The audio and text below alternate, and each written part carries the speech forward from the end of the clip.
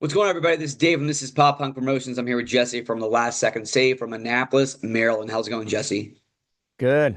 Good to see you finally, Dave, and catch up and get on the podcast. Really excited to talk to you on the air and just talk about the music world, pop punk stuff. That's just fun stuff to talk about, and the fact that we can get together finally is great to me. Likewise, my friend. It's been a long time coming. Yeah, I feel like we've been social media friends for probably a decade now. And just kind of supporting each other's journey in the pop punk music world. And uh, just very excited to get on this podcast finally because I've been a fan forever and just happy to be here. Well, I really appreciate it. So, when and how did the Last Second Save form? So I probably have to go all the way back to high school. I was in, well, let's just do the history of kind of my music career and then it'll kind of bringing that all in full circle here. Um, in high school, I ran track, and I remember I was singing Blink 182 on the back of the bus with a couple other people that played guitar and drums, and we were kind of thinking like, hey, we should start a band. And so we started a band in high school called A Guy Named Five. We and we did covers of Cute Without the E and Taking Back Sunday, Dashboard, Flavor of the Week. Those were kind of our go-tos. And kind of one of the inspirations for starting the band was that there was a battle of the bands coming up, and we were like, I think we have a good chance of winning this. The guitarist at the time it seemed way better than all the other kids in high school, and the drummer was phenomenal. So we kind of put this band together. This was before I kind of took the keys as like the main instrument for the band. I was just singing, and we ended up winning that battle of the bands. We stuck together for a few years, um, and then we kind of had like some differences of opinions on the direction of the band, and all of us were kind of prepping up for college. So we split up at that point, and I started writing a few things on my own, um, which led to college. Where in college, I went to school in West Virginia at a small school called West Virginia Wesleyan. Um, Probably a max of 2,000 kids in the middle of nowhere, West Virginia. So the music scene was very different there. A lot of country, not a lot of pop punk. But I started kind of working with piano a little bit more and synths and beat writing and things like that, and learning how to produce my own things in my dorm room. Um, and that led to I'm an English major. That's what I majored in high school or in college. And I remember this guy from the basketball team got up in front of the class that I was in, this poetry class, and he started like writing, speaking like these poetry words and phrases and things like that. And I thought, like, man, he'd probably be a good rapper, or kind of in the hip hop scene. And his name was Steve, and so I talked to him after class because the teacher at the time, the professor at the time, was kind of giving him a hard time about it. Like she didn't really like that it was like the rapping cadence and things like that. She wanted more of the standard prose and parts of poetry that they taught in college. And so I talked to him after class, and I was like, man, you kind of have something here. I was like, I got a couple microphones. I have a PA system in the dorm room, and I have a keyboard, and I have this uh, recording program called Cool Edit. I don't know if you ever heard of that, Dave. Do you remember that one?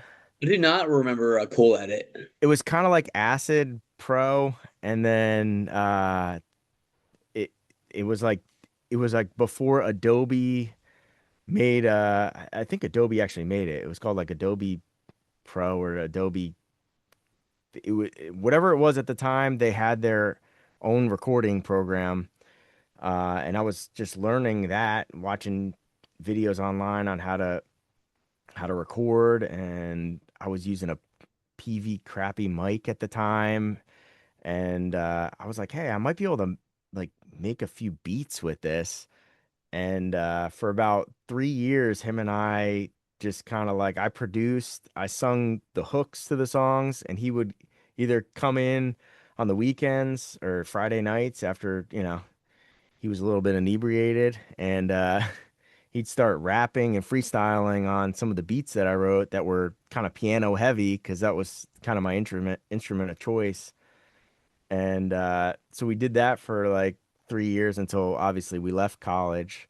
But that kind of got me into like the producing realm of all this and kind of piqued my interest in like maybe I should learn how to record myself. I didn't have any money in college at the time, so it was just like you had to do it all yourself. And that was a fun time in my life because I had the PA system from when I was in high school, so it kind of helped me buy new equipment because I was able to DJ some of these sorority and fraternity parties with the PA system that I had that was made for live music. Um, so after college, I moved back to New Jersey. Moved back to Long Valley, Hackettstown area. Lived with my parents for a few years, and then during that time, one of my friends, Matt Gast, that I knew in high school, he wrote a lot of music. Him and I got together, and I kind of worked with him on his project called A Crowd of One, which we ended up playing for 2 years together on there. Um, and he'd write a song, I would write a song. Um, and it was in that same Mayday parade type of genre. So it really kind of fit what I enjoyed writing. Um, and yeah, then I took a government job down in DC area, working with computers and stuff like that, and ended up moving down here to Annapolis area. So a crowd of one kind of was put on hold. I think they did a few other things. There's actually a song that The Last Second Save is featured on, the one song that he put out a few years ago. Um, it was an old song that we worked on together that we both really liked, so we decided to record it. It's on Spotify. It's called Sunrise. You can check it out if you want to, but it kind of gives you the feel for like what that band was like. And then when I moved down to Maryland, by that point I had a better computer, better microphones, better equipment. Um, and it just kind of stayed this solo project for me until right around like COVID time. Um, I think it was like a combination of being stuck indoors and all that I was like, I really want to, when this is over, I want to get out and play live again, because I there was a part of my life that I really enjoyed, after college and, in high school. So I found my guitarist Damien. Him and I started. We got together and practiced a few of the songs, the original songs that I'd written that were already out, and we were like, we might have something here. Um, I know you and I talk about New Jersey a lot. My There was a girl that I graduated high school with. She had kids that are my kids' age, and we ended up getting together, and she was like, oh, my husband plays drums. So I talked to him, and I showed him some of my songs that I had put out, and he's like, "Oh, I want to get on this. Like, we should start playing live." So that's kind of how we found him. Um, we've gone through a couple bassists to kind of get where we are with our bassist Brian. Um, but it's been a great experience playing live as much as we can. Obviously, I have a family. The drummer has a family, and the other two guys have families and kids as well. So it's the live aspect is is not as often as we'd like, but we're we're putting out music and producing and getting in the studio as much as we can, with goals to do a lot more shows throughout the country. And I was even chat GPTing the other day of how much it would cost to do a tour of the UK. Um, so I, some of this stuff's on the agenda, and we're just kind of seeing where it goes. I mean, it's if I could describe our sound, it's pop punk, but it's piano heavy. It's that Mayday Parade type of feel. Um, and if you come to a show, the piano and me are front and center. It's a different atmosphere, I think. Um, and I produce all the songs myself. We work with a local studio in Crownsville, Annapolis area called GDA Production. The guy's name is Garrett. Ever since I moved down here, him and I have been working together on recording our the instruments, but mostly drums. All the other instruments we pretty much do in my home studio here in Annapolis, but drums I can never really get perfect, and they have to be in like their own room, I think, that's designed for drums. And that takes a certain ear for that I don't have. So we rely on him for recording the drums, and then he does all the mixing and mastering for us. The and kind of go if you go back to 2020 when I started playing live, I didn't expect for this project band, my music to go in the directions that it did. I just thought, hey, let's get out there and play live and just kind of see what happens, put some music out, put some songs out. And it really wasn't until Negative Progression reached out to us through Instagram because they heard a few of the songs that I liked. And I don't, do you know Seth over at Negative Progressions, You Dave? know negative progression. Okay. Yeah. So he reached out to me and said, "Hey, can you send me a couple of your demos?" And I was like, "Sure." At first I kind of thought it was like a scam type of thing.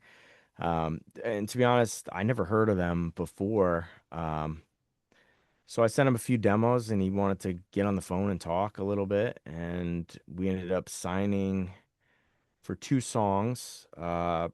Negative Progression shipped us down to Richmond, and we ended up working with Will Beasley and Paul Levitt, who do Yellow Card and Senses Fail. We got to record Next Best Thing in Baltimore in the studio down there, which was an amazing experience. Um, Definitely a the most professional setting I've ever been in, and uh, I could never afford it on my own. So I'm very grateful for Seth and Negative Progression for allowing us that opportunity.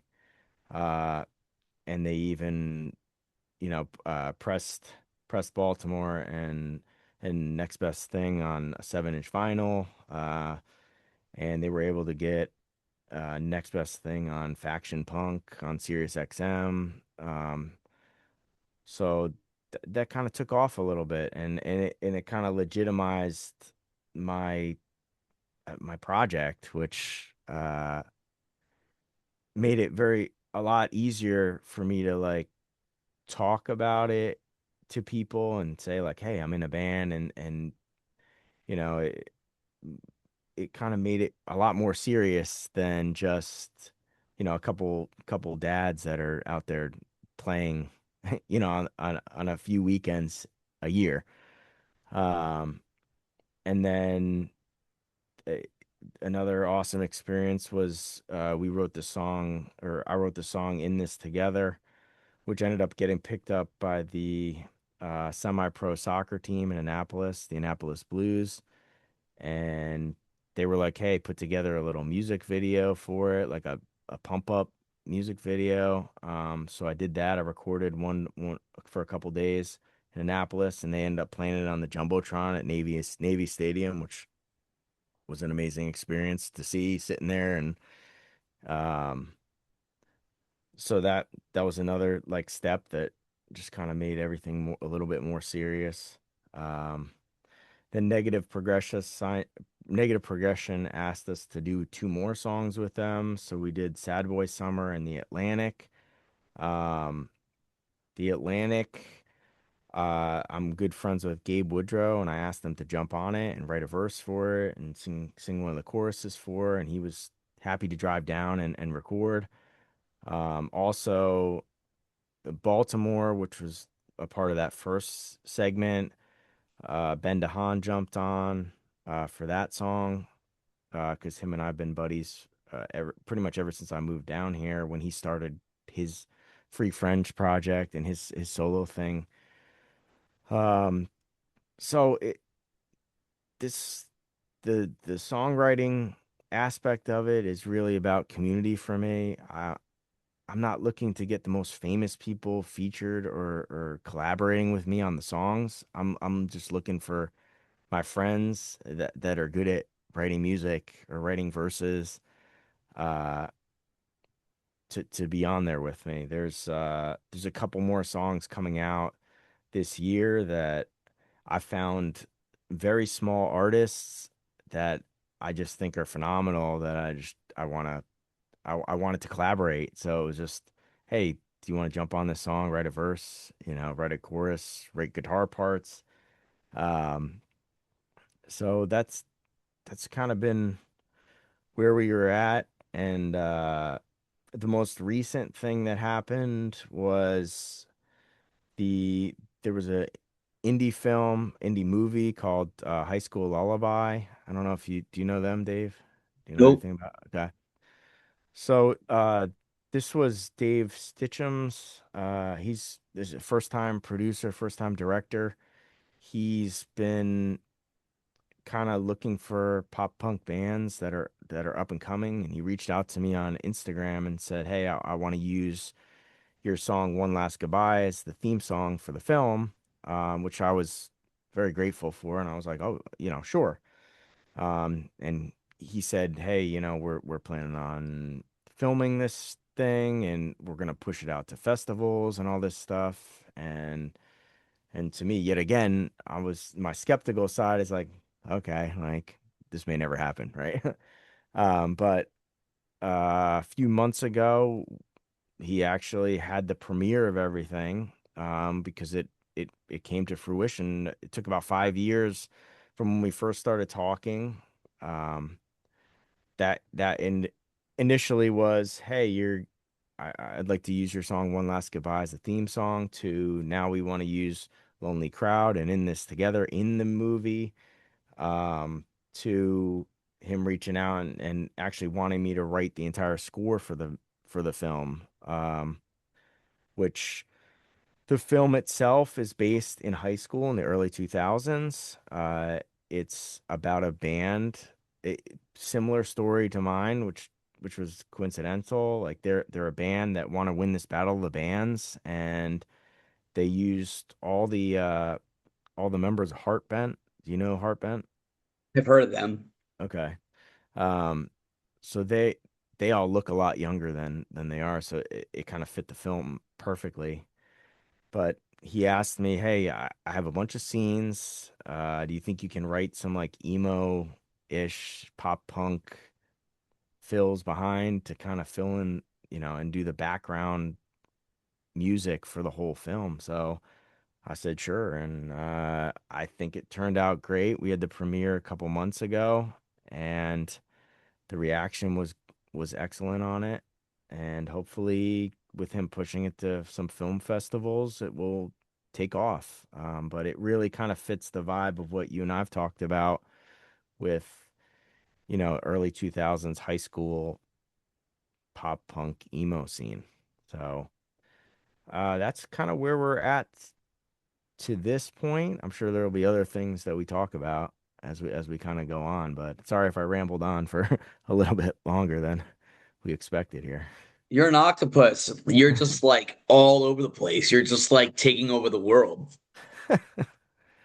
I don't know about that. It's just uh, I I think things are slowly working towards them, and that's something that I tell anybody that's starting out with this stuff. You could quit because you're not making it, but maybe that next block was going to be, or that next call or that next Instagram message was going to be something that propels things even farther, Um, we just don't know. But I think when you're not, when you least expect it or you're not pushing for it, sometimes that's when things happen in your life. Um, I've never expected it to get this far, and I've said to the guys in the band, I've said to my wife, uh, that this could be the beginning of something, or this could be the peak. Who knows, right? But it's something that I've been passionate about enough that it's gotten me through a lot of ups and downs in life. Music has always been there, and I think you just have to, if you have that passion, keep pushing forward because you never really know what's going to happen. So that's kind of That's where we're absolutely at. amazing and like super motivational. And I tell people it's like when you work hard, you put in the blood, sweat, and tears, you surround yourself with the right people, you're a good person, good things will happen at some point, whether it's, tomorrow or 5 years, like you will get rewarded for it, somehow, like some way, like you will get rewarded. So just keep, plugging along and just keep doing the right things. Right. Yeah. Yeah. I mean, and to have people like you and on the sideline supporting through the 10 plus years that we've known each other, when a new song comes out, and even the small things of just like sharing it or posting a story, that just that just motivates, and us artists to keep going, and that somebody's looking out. uh I don't think you have to necessarily have to have the biggest following, but if you have passionate people that are behind you, that's really what matters the most, especially for me. I'd rather have a show of 20 most passionate fans than 200 people that have never heard my music before and don't relate to it. But you know we just hope to win those people over. But uh, having the small village around you, and you're a part of that, just means the world to me, and I know all the other artists that you've interviewed and you've shared their stuff and comment on their music, and that's kind of what makes this community what it is. The Ben DeHaan and I talked a while ago about how this are the age that we are now, i- this pop punk emo era is coming back, where in high school, all these bands would have been in competition with each other. I don't feel like it's like that anymore, especially with people our age. We're trying to look out for the best in each other. People are going out to the shows, supporting each other, asking people to jump on songs with each other. Um, and it's not like this dog eat dog world that it kind of used to be in high school, I think. And that's been great, I think. Yeah, I absolutely agree. I tell people that one of the probably the only thing that I don't miss about the early 2000s was just competition. and bands being pressured to put out, constant bangers on the radio from, big labels. I feel like now, like, we're all just like free to just like do what we want, like have fun with it and just make as many friends as possible and just stay true to ourselves. Yeah, I definitely agree with that.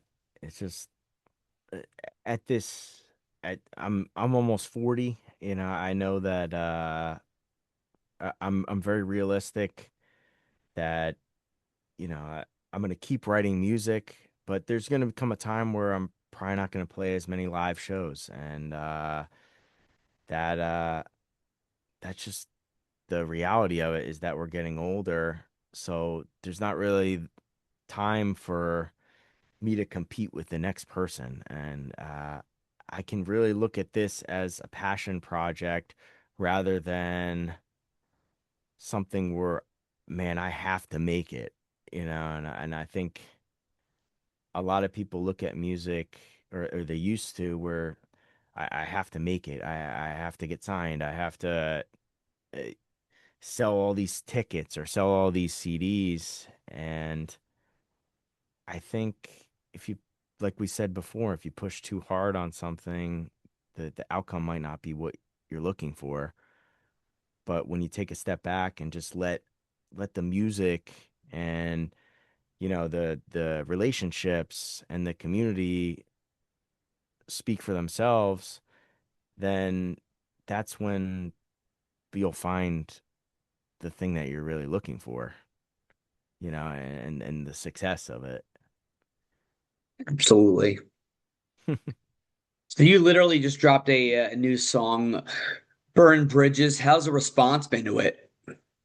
Um, People have loved the song. There have I tried like a new approach with the promotion aspect of it on Instagram to try and get people to kind of stream it. I was posting a lot of nostalgic type videos, with people skateboarding and things that bring you back to when you're in like high school, middle school, and have the song in the background rather than just push like, hey, this is the song, go listen to it. I think people get spammed a lot with music, and people trying to push their songs that sometimes it just kind of speaks for themselves when it's in the background of something that people like, like um so the reaction has been really well with it. The We were talking before we jumped on about New Jersey, and how you and I had similar upbringings there, and really great experience in that music scene. The hometown that I'm from, Hackettstown, has been playing the song. They really the owner there really loved that I was from there, and wanted to, when I sent him Baltimore originally, he wanted to play that song, even though it kind of has nothing to do with New Jersey, but he just really loved the song. And the WRNJ, the radio station there, has just been super supportive. So they've been playing Burn Bridges when they heard it. They just really enjoyed it and added it to their playlist. So I'm just grateful for that, to have that hometown support. And obviously it gives new people, new listeners, a chance to hear it, and maybe brings them on to become a fan and follow me on social media. That's all we can ask for. The other guy that's on there, Michael Waves, him and I kind of, he was playing a show in DC, and I checked out his stuff on Spotify, and I really liked his vibe. He's kind of like a rapper, but now has transitioned to pop punk ish alternative vibes. So it kind of brought me back a little bit to when we were talking about the uh the college days of, like, I don't know, like having a rapper on there, and I was, even though I was really big into pop punk and stuff, I was really big into Linkin Park too, so I kind of liked that aspect of it.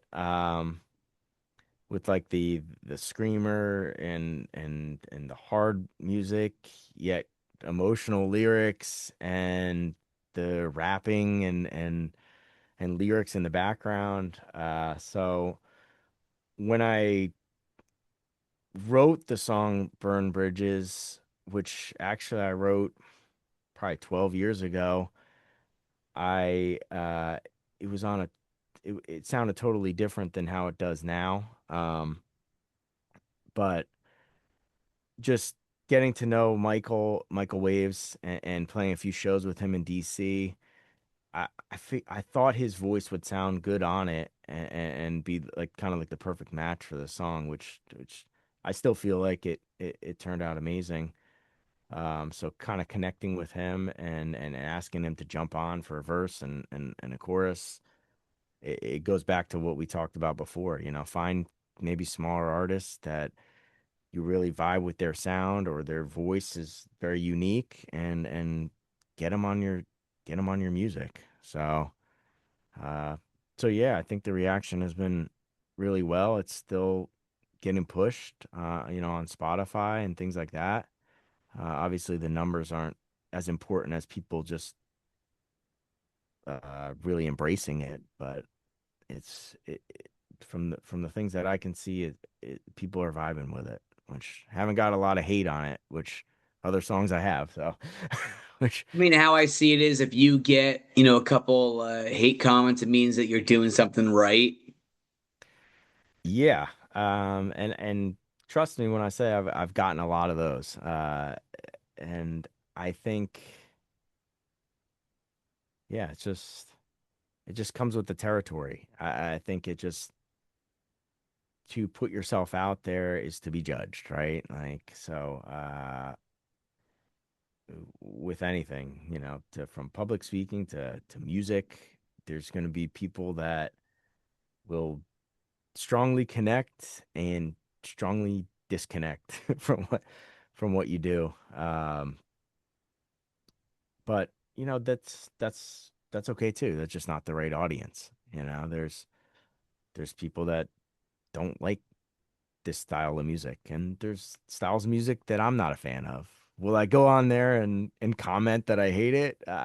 Probably not, but other people are more bold than I am with that stuff. So, but I embrace it all, and there's actually been a few times where people have said stuff and I've written them a message and said like, "Hey, I'm just sorry you didn't vibe with it," and they end up talking to me and they're like, "Well, let me check out some of your other stuff," and they end up liking the stuff. So, and then there's people that you can't win over, right? But that's life. And when you put yourself out there on the internet or out in the ether with your stuff, anybody can be a critic of it.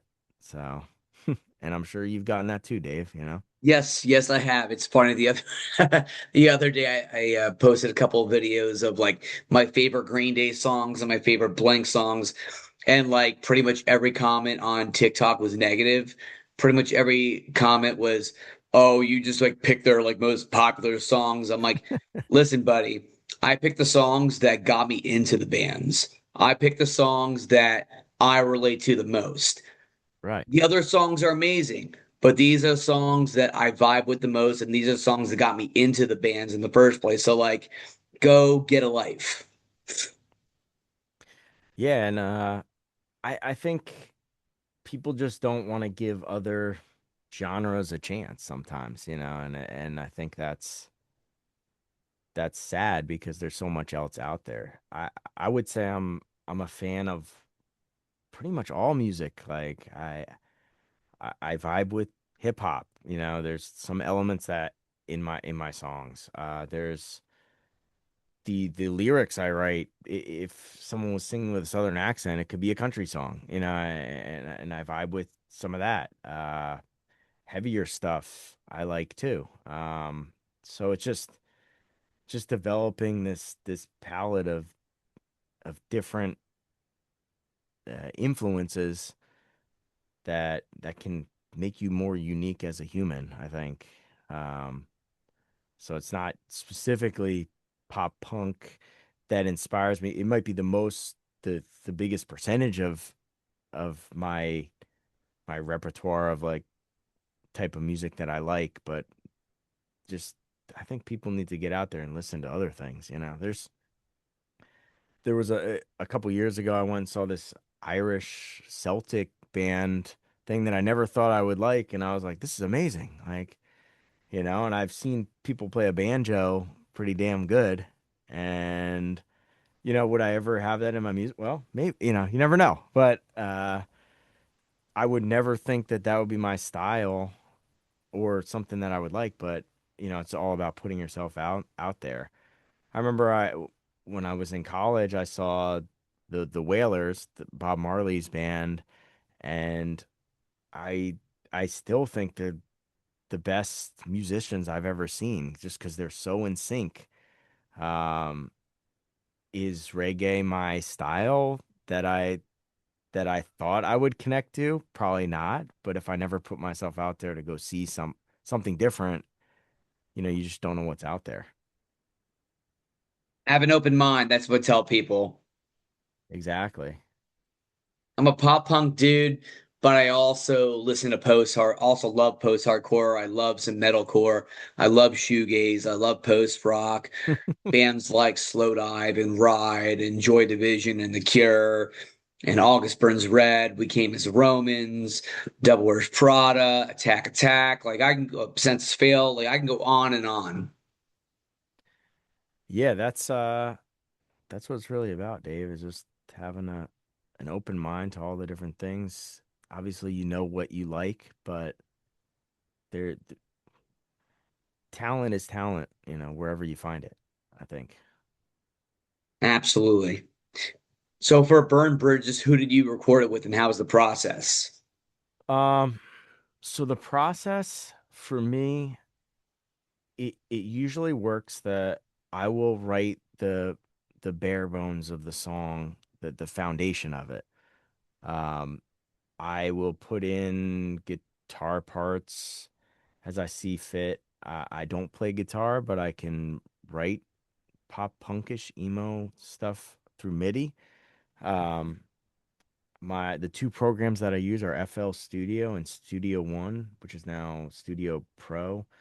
Um, so I do all my producing on FL Studio. I'll use the piano behind me to write the beginning bones of it. Um, then I will transpose that onto FL Studio uh,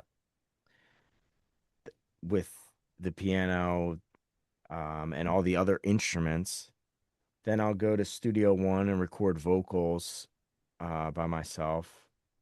Uh, and that's kind of one of the benefits of having a home studio is you're not paying for studio time, so there's no real rush to it. I will put out a draft or demo, and then I'll sit on it for a week or two and listening to it over and over in my car.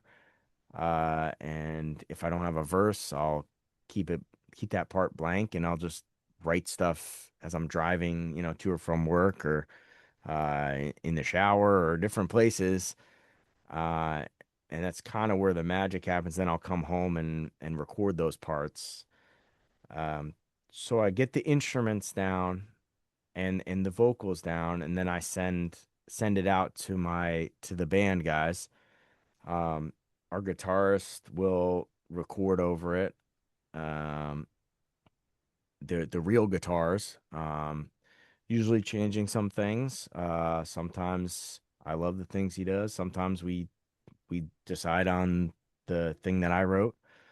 And then same with bass. I will write a bass line, but it's usually not as sophisticated as what people will hear once the final product is out because our bassist spends weeks on it, perfecting it. He'll come into the studio here and record that part. And then drums, basically our drummer John will get the final demo with all the instruments, and then we will set up a time with Garrett at GDA Studios in Crownsville to record drums in studio there, just because he has all the right equipment for recording drums, and that takes a skill set that I just don't have. Um, and then him and I will work on the mixing and mastering process. He will work on that and send me different mixes, and I'll say, I'll make notes, and then we'll go back and forth. And for Michael's part, he recorded that at his house. And that's one of the great things about the internet and people being able to record stuff all over the world is that they can record at home and send me a stem through Google Drive or WeTransfer. And we have a full song before you know it. So that's kind of the process for most songs, other than the ones that went through negative progression, where we did everything in house at the studio in Richmond. But the the benefits of, like I said, having a home studio is that I can spend as much time as I want working on these songs. I'm not worried about an hourly rate at a studio, where I got to look at the clock and be like, okay, I got to come up with a verse like now, or I need to write something down. And maybe I wouldn't get the product that I want if I was under a time crunch, or maybe I would,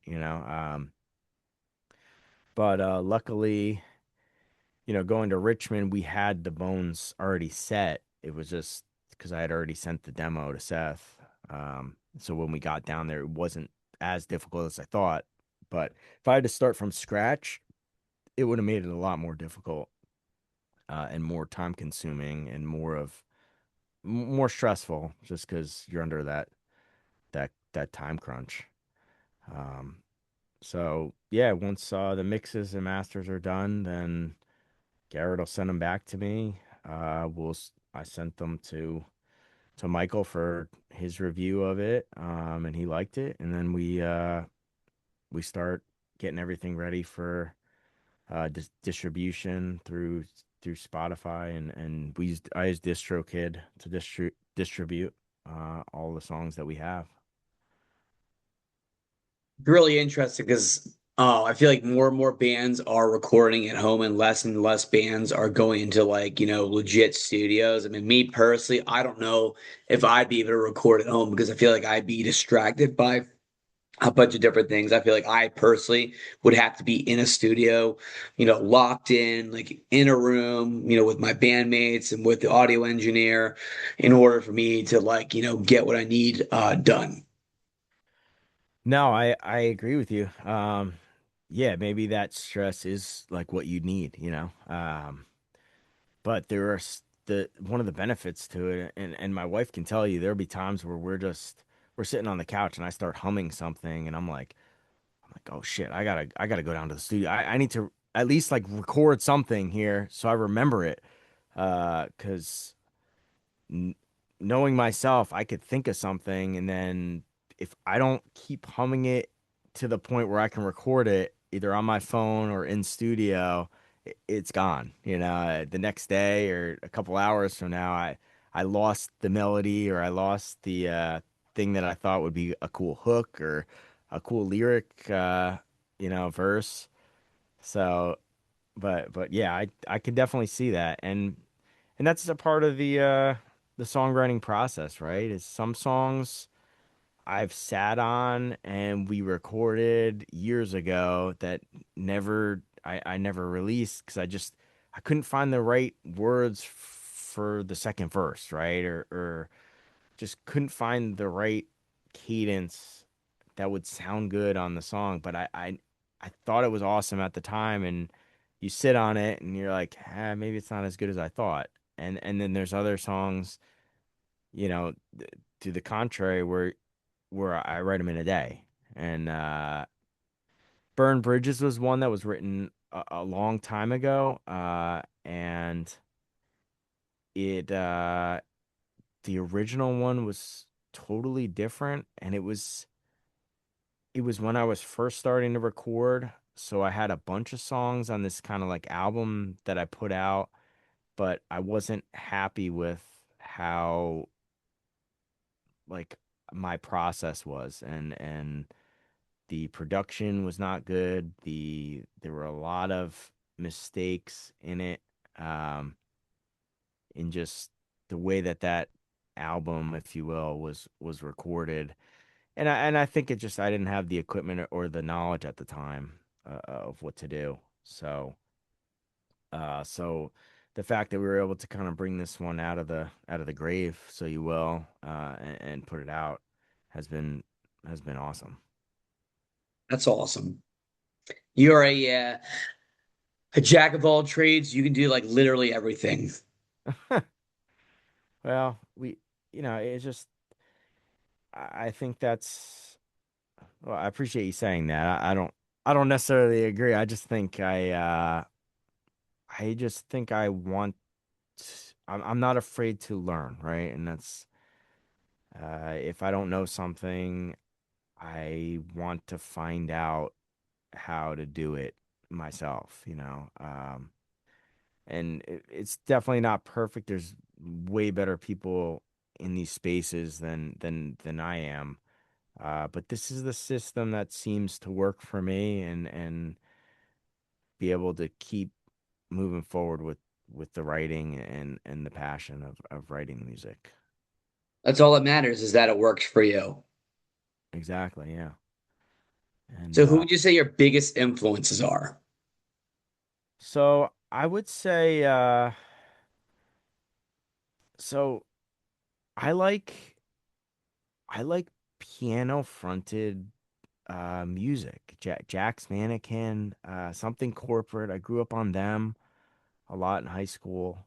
Uh I was heavily involved in my church, and we went and saw Reliant K, which uh, they're piano heavy, on the Christian side of it, which is which is great. I wish they would keep putting out more music because I thought Matt's lyrical. I don't know the way that he came up with lyrics was unbelievable to me, in my opinion. And then, going into college and Mayday Parade coming out, I just I just like the piano as being in the front of the pop punk scene. I just thought it was cool, and so I kind of wanted to mimic that in in a way. And yeah, I would say kind of those bands. I grew up on Blink 182, so they're kind of humorous, but I don't know the back and forth lyric writing and two different sounds. I get compared to Mark a lot in the way that I sing. So yeah, just I th those were kind of the influences I had growing up. The piano heavy. Uh, I can't think of the other. There's a couple other bands. Um, obviously like the Black Parade. Welcome to the Black Parade was piano heavy. Uh, Evanescence had some piano aspects to it. And that was kind of like the more darker side of some things. Linkin Park used a lot of samples, but they also did a lot of piano work in there. And that was really the instrument that I was passionate about learning. I've played bass guitar. I started playing music when my mom forced me to play violin in middle school, which was great in learning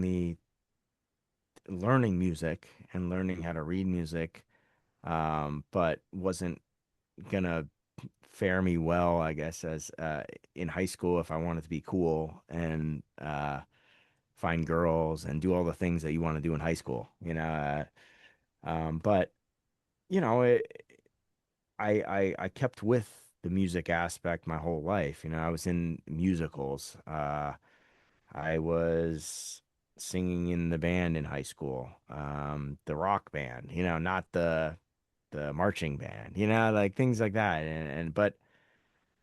But I found that I could relate to all those different people um, because of that background of being involved with everyone. I knew the people, the emo kids and the skater kids and those type of people in high school because I was in this like pop punk emo band, a- and those were the people that I really related to. Um, but yeah, I would say those kind of those bands were the influences that I kind of had growing up. It's interesting that you say Reliant K and Something Corporate and Jack's Mannequin because I hear all those bands in your music and I love it. I love all those bands. They're all sick. Like, I definitely hear all those bands whenever I listen to The Last Second Save. I appreciate that. That's the goal, So yeah, thank you. I appreciate that. So here's the $1 million question for you. If you could play a show or tour with one of those bands, who would it be? Um, I would say we would relate most to early something corporate, probably. Um, although I will say I am nowhere near as talented as any of those people. Um, so, and I know that, I know my strengths. I I am more of like a fake it till you make it pianist. I can't read Mozart and play for you. I can play my stuff, but when people go off and like, "Hey, play this song," it's like, dude, I don't know what I'm doing. I'm not really a jamming type of musician. I am more like I wrote this, I know exactly how to play this, and I can specifically play this song, uh, but those people are way more talented than I am. But if I had to answer your question, yeah, I think it would be early 2000s something corporate would probably be my guess. That would be absolutely incredible, and don't ever sell yourself short. Well, I I never want anyone to think that I am the best person in the room. I just want to be a guy with the passion, and I'm just trying my best, and I think that's what everyone should strive to do.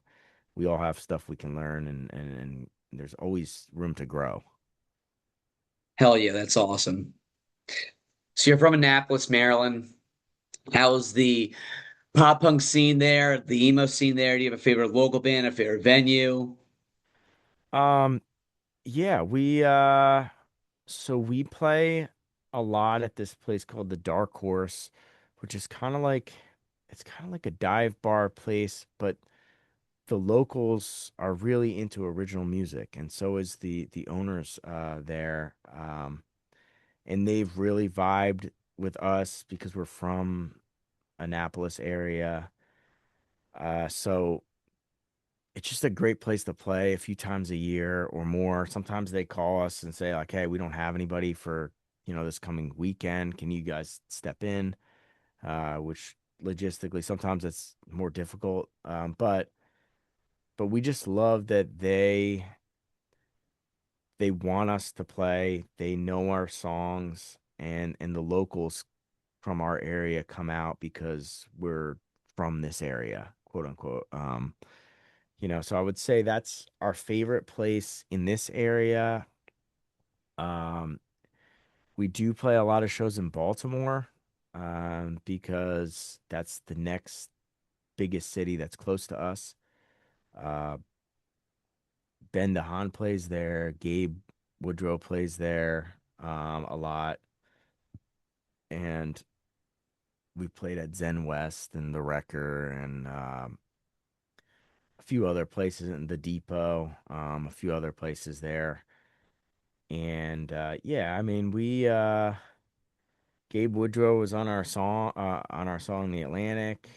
He's one of my close buddies. He just did a tour with the Early November, and he's uh played at the Let's Go festival a couple years ago with Dashboard Confessional, and he's just really starting to get out there and play a lot more shows. Um, he's kind of earlier on in his you know, marriage life, kid life, all that stuff. So he has a little bit more time to do all that stuff. But I really vibe with his music. Ben DeHaan and Free Friends, they we're always playing shows with them. Because Ben and I have been friends for probably 10 years now. Just because we're similar artists and we end up on the same shows because the promoters put similar artists together. So the scene in Annapolis, pop punk, probably not the biggest pop punk scene, I would say. Annapolis itself. I would say Baltimore is way more friendly to that, but that just might be because they have all sorts of different scenes there. They have like a metal scene, they have a hip hop scene, and they have a pop punk scene. And that's probably just because there's a lot more people in that area. Um, we've played some shows in DC, which I like. One of our favorite venues there is the Pocket. It's a really small venue. Cap Capacity's like 80 people. But the sound is phenomenal in there, and if 50, 60, 70 people show up, it's standing room only and it's packed, you know. So we that's a place that us and Michael Waves have played a few times, and it's just a really good vibe. He's from Pennsylvania, like York, Pennsylvania area. Um, so obviously, you know, we vibe with him. He's a couple hours away, but I would say those are kind of the bands. Annapolis is more cover band type of thing. And you know, definitely not knocking cover bands. I feel like if you want to make money in the music business, join a cover band. Like you're more likely to get the local shows and the local opportunities because people always need somebody to play covers. Uh, when it comes to us, we are strictly original. Um, I never wanted to imitate someone else, I guess. Now we do throw a few covers in there every now and then, but I, that just wasn't my vibe, you know, for some reason.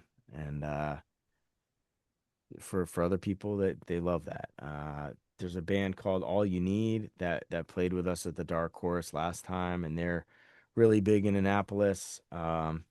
They they're they they cover a lot of pop punk uh songs, and they have a few originals, but they're more of like a cover type of band right now.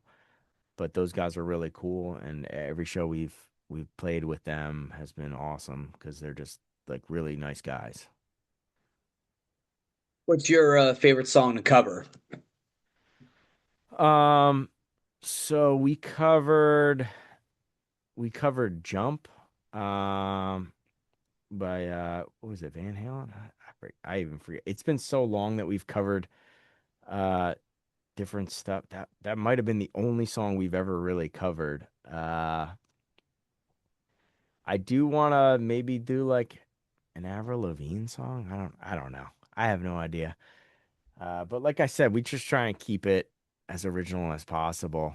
Um, and you know, it's a good question, Dave. We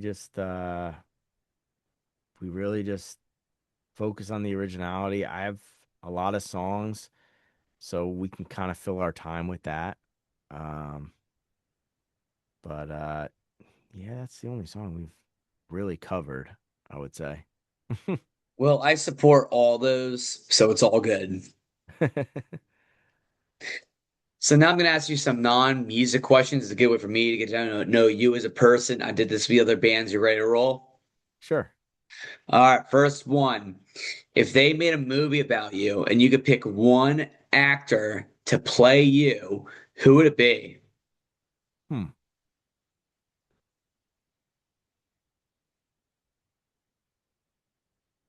Let's see here. Trying to think of some of my favorite actors. Uh,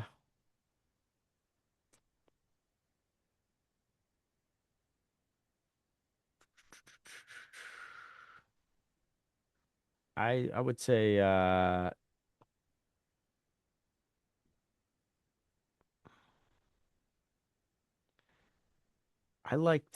always grew up on like Star Wars and things like that and Indiana Jones. So probably Harrison Ford. I don't know why, but I always liked him as an actor. So I would say him, I guess. But he's definitely not young anymore. So I would say that a young Harrison Ford looks like you. maybe, I, yeah. I see the resemblance. That would be sick if Harrison Ford played you. I would definitely watch it. I would watch it too. Yeah.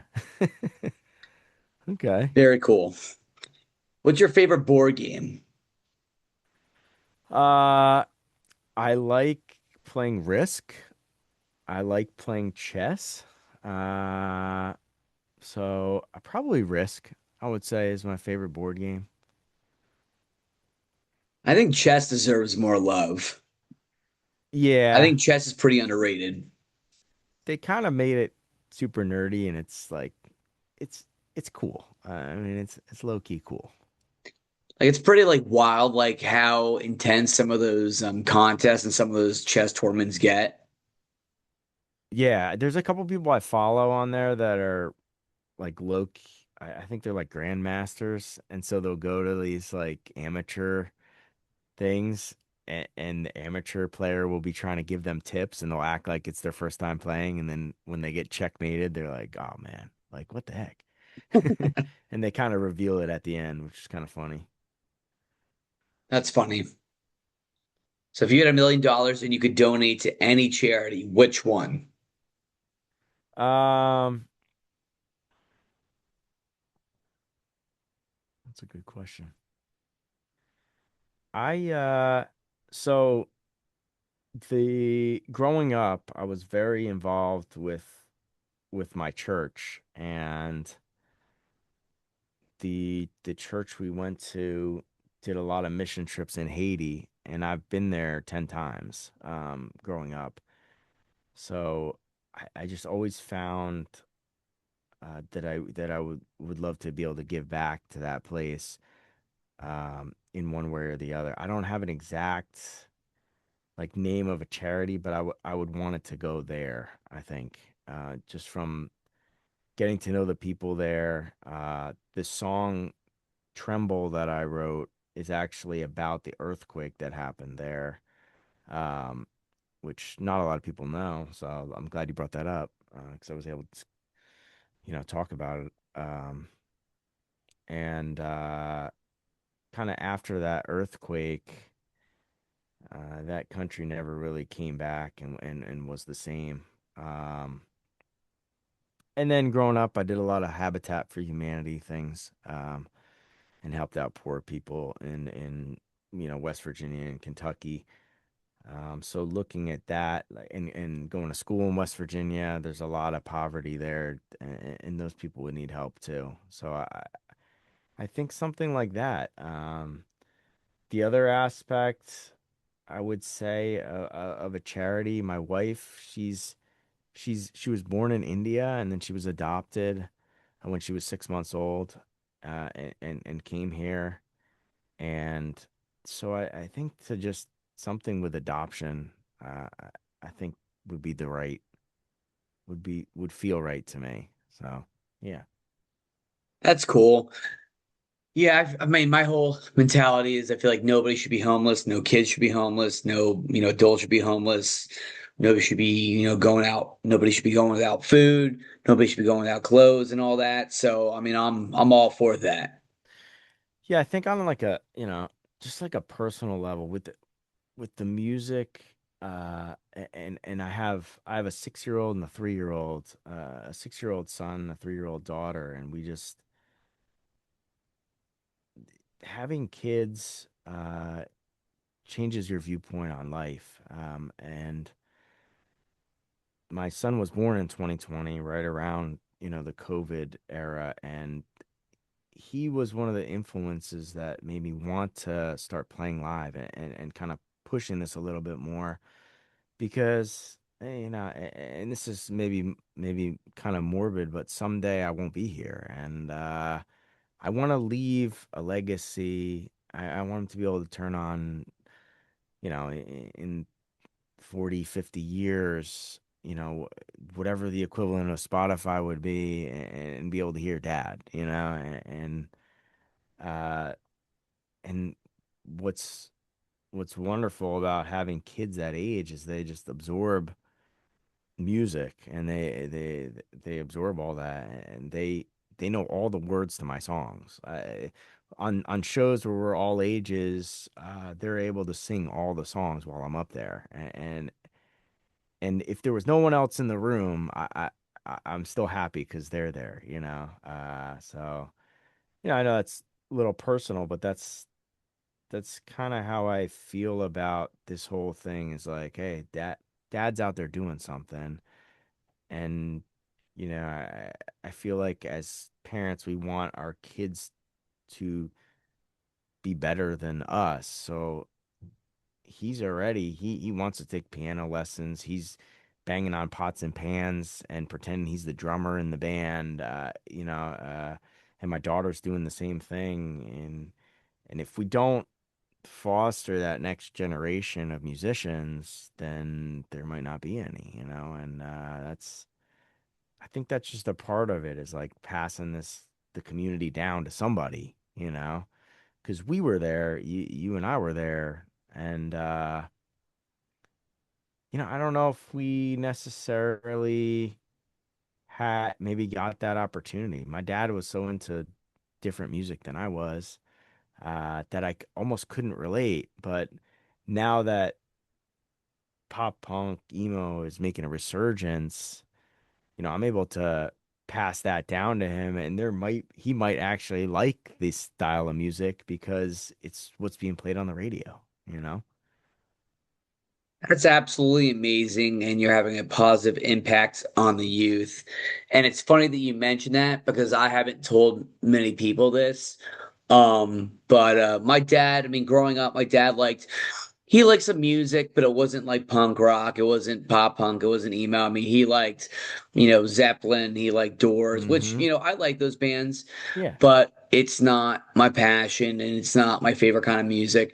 So I got myself into pop punk and like punk rock and all that. And I remember being like 8 years old and like discovering like Dookie and discovering like Blink and Sum 41 and Newfound Glory and Linkin Park and Limp Bizkit and all Yep. that. And I'm like, all this is absolutely sick.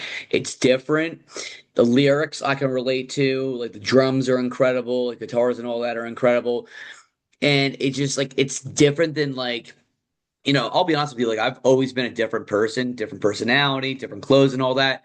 And because those bands were like that, I could really relate. And so it made me really just fall in love with them, fall in love with their music and the lyrics and the drums and all that.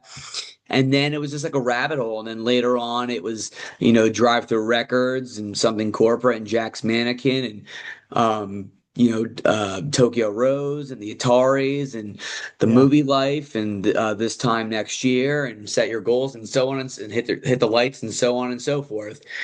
So yeah, it's really interesting that you said that, and I mean you're absolutely right. Like if this next generation doesn't get into it, like we're gonna be the last ones um, because Gen X, I mean, how I see it is Gen X doesn't seem like many Gen X people are getting their kids into it. Their kids are, growing up to be boring and old and lame and all that because their parents are like that. So it's up to the millennials and their kids. And then if their kids, don't, if we're not able to get our kids into it, then it might just be game over.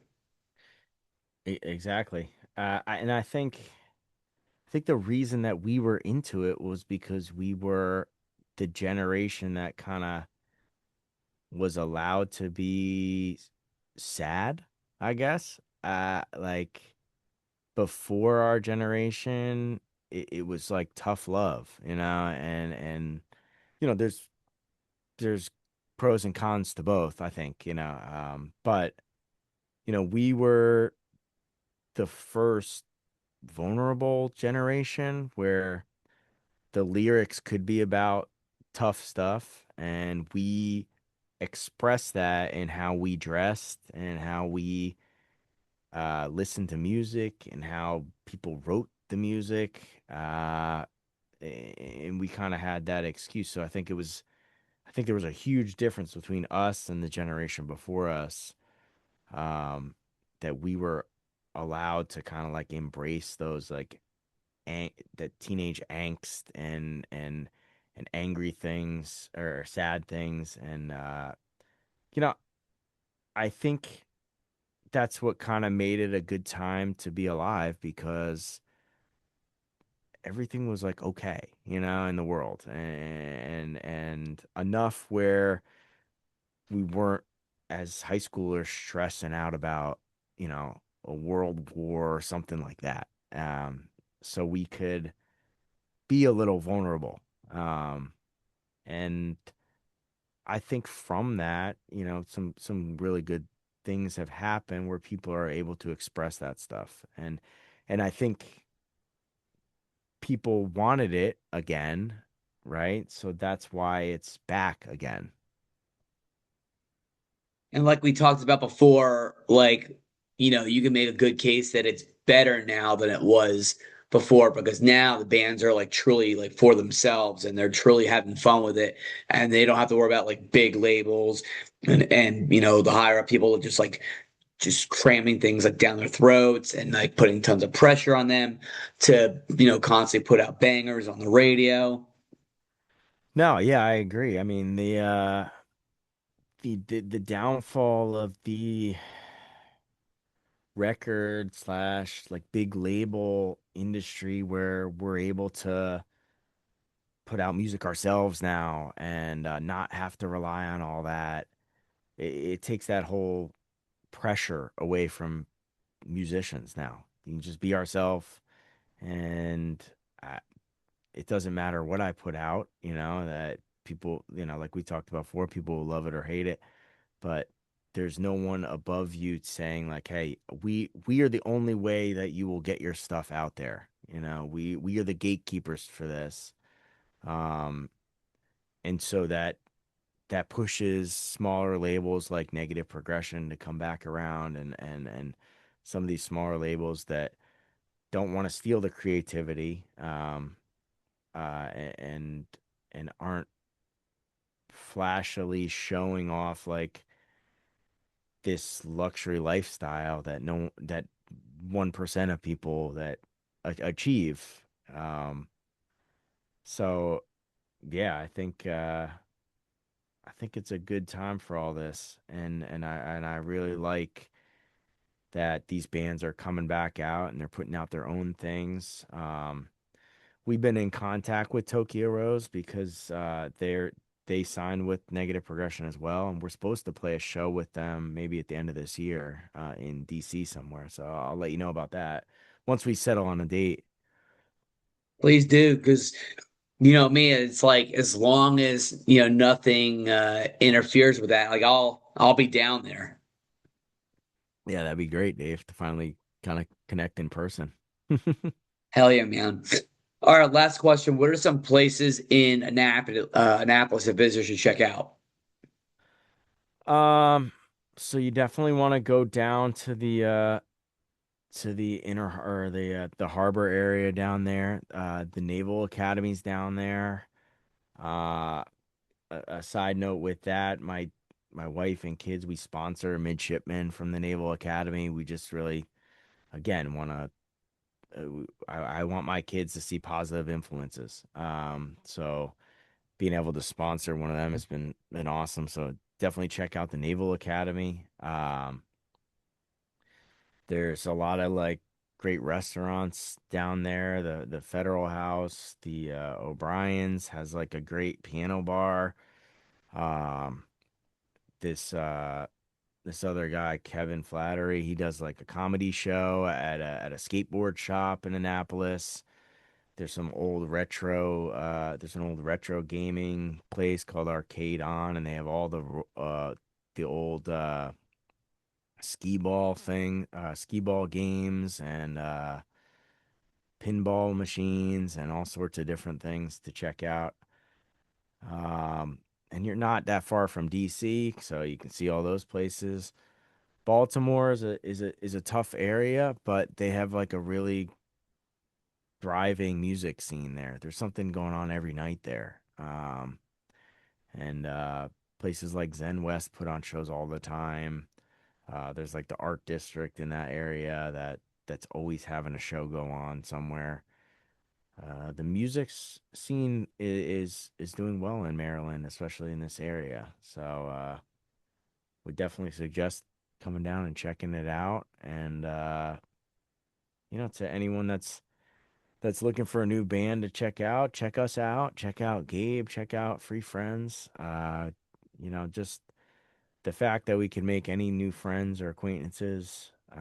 We want to be, like we said before, it's a community. So message me. I respond. It's me talking. It's not a bot. And uh, I want to know about your life and what's going on with it. And if you can relate to the songs, then that's great too. Uh, our songs are about love, loss,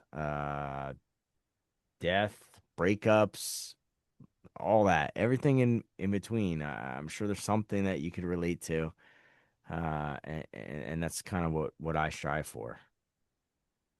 That's absolutely incredible. Do what the man says and listen to all those bands and like all the pages and buy all the band shirts and CDs and vinyl and all that. And when I'm down in Annapolis again, seeing my sister and seeing my parents, we'll have to hit up all those spots. Yeah, we definitely will. I got a ton of merch for you too. So I Hell got yeah, man. shirts, I got vinyl, I got posters, stickers, you name it. So whatever you want. Very sick. Well, Jesse, I really appreciate you coming on, and the support means the world to me. Yeah, I just appreciate all that you are doing for this community. We need people like you to do these podcasts, but not just that, to be an active participant in the community. And the stuff that you're doing behind the scenes is invaluable to everybody involved. It's just pop punk promotions and all that. It's just, I mean, I hope you do the shoegaze stuff too, but you know, I just to be able to finally be on the podcast has been very humbling to me because we've been talking about this for many years, and look forward to seeing you at a show, and hope that you'll eventually host something up in Hershey and we can get up there. That'd be That great. would be absolutely incredible. And I wouldn't be where I'm at today without your support and without everybody's support. You guys keep me going. You keep me motivated. You guys are the reason why I do this. So I really, really appreciate it. So for the people that are going to watch this interview later, where can they find your music at? So you can find us at on Instagram. It's at the Last Second Save. We're on Facebook under the Last Second Save. Uh, we have a couple music videos on YouTube, Spotify. Look us up, the Last Second Save. It's all the same. Pretty much everywhere that you want to find our music. We're all over the streaming platforms. We're on TikTok. I got to get a little more better at posting on there. But Instagram is the most where we're the most heavily on, I guess I would say. So reach out to us on there. Check us out and let us know what you think, good or bad. I'll take it all. Do what the Dave, man says. Go to all the websites, buy a shirt, buy a sticker, CD, vinyl, whatever. Support local music. Jesse, you guys are absolutely killing it. Keep up the dope work. Dave, thank you so much for having us. Really Of appreciate it. course. I hope you have a great night and we'll chat soon. All right, sounds good. Thanks, Dave.